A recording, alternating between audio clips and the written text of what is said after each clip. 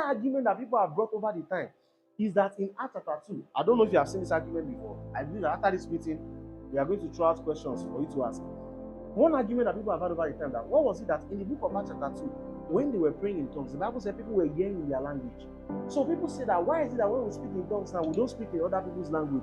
Why is it that we speak gibberish? Yeah. I don't know if you have heard that kind of argument before. People said that, why are you not speaking this kind of language? But what people don't understand is that, see, when you want to do the doctrine of tongues, you must take it from the epistles that Paul taught. When Paul says that anyone that prays in tongues, he said no man will understand. So if what I'm praying is truly in tongues, another person is not supposed to understand. Only God is supposed to understand. Now what? In Acts chapter 2, when the Spirit came upon them, now there's two school of thoughts to Acts chapter 2. One, the first school of thoughts that some people share, which I do not agree with, is that in Acts chapter 2, people were praying as the Spirit came upon them, they were praying in different languages and people heard them. But that analogy, that school of thought does not really sound well. Let me give an example. If all of us here now, I ask all of us here to be speaking our language differently, and we are speaking very loud.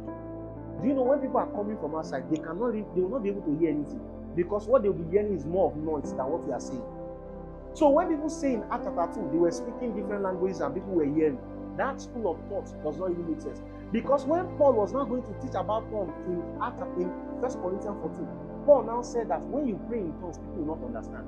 So if what those people receive at the upper room was the gift of tongues and they were praying, that means what they were speaking will not be language. They were speaking in tongues and those people were hearing in their language. Do you know those kind of scenarios has happened before?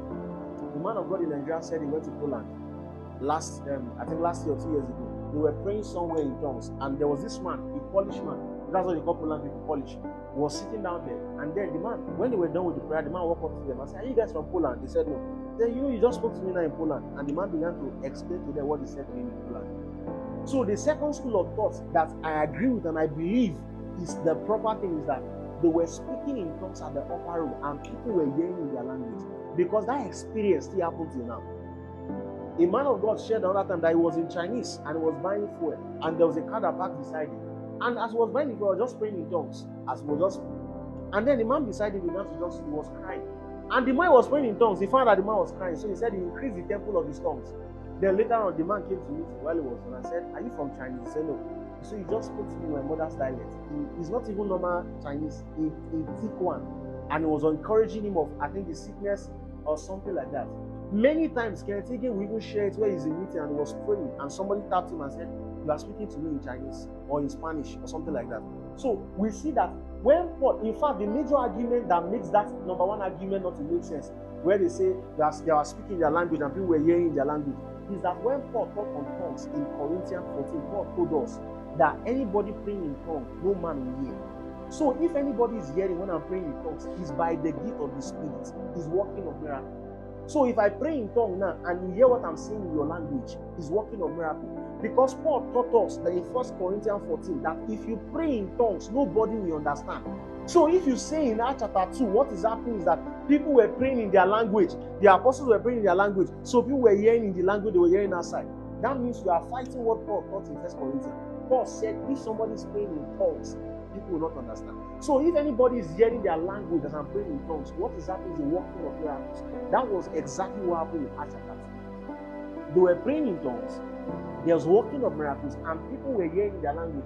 And I even dare to say that that working of miracles was to bring people to get saved.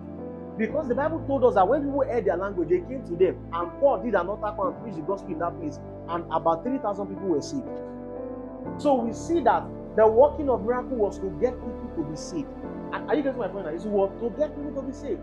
So when people argue and say, why, it's because they don't understand scripture and say, why is it that we are not speaking our language? No, they were speaking in tongues at the upper room and working of miracles. People were hearing in their language. That was exactly what happened. Now, it does not mean that there's even a testimony that the man of God shared out that he was in Portugal, whether Portugal or Brazil, I've forgotten now, and that he was preaching. He has an interpreter that usually come and interpret for him. One day the interpreter did not come, and then the Lord told him to go ahead. That was going to fill his mouth with all that. I think I don't know whether he spoke in tongues or something. And he says from that time to now, you can see whether Portuguese or Brazilian. The video is still out on the internet now.